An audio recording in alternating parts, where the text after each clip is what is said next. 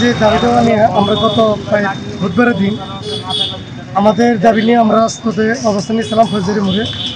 প্রশাসনিকভাবে আমাদের বললো যে আপনারা এটা দরখাস্ত দেন ওই প্রেক্ষাপটে আমরা কী করবো গ্রহণ করবো বা আপনাদের সাথে কথা বলবো। ঠিক আছে, আমরা দরখাস্ত দিলাম।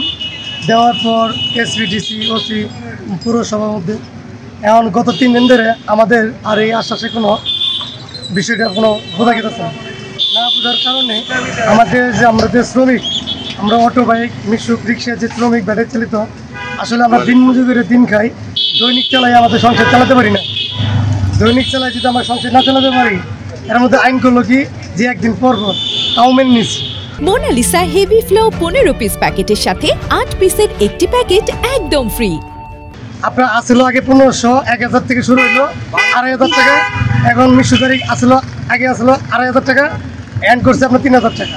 অটো বাইকে আসলো আপনার 3000 টাকা, এটা করছে আপনার না 3500 টাকা ছিল, এটা করছে 4000 টাকা।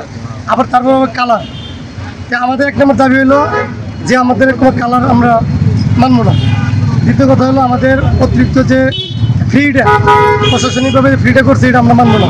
আমরা 2000 টাকা দাবি করছি মিশু গাড়ি আর অটো বাইকে, আমরা দাবি করছি 2500 টাকা।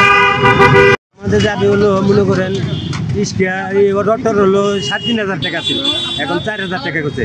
হ্যাঁ, আর ব্যাংক গাড়ির ছিল 2500, এখন 3000 টাকা করছে।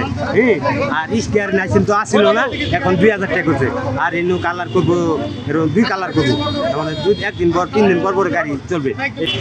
সমস্যায় যে দেন না, কোনো গাড়ি গুড়ি দিয়ে জবাব দিতেছে না, খুব কষ্টে আছি আমরা এখানকার।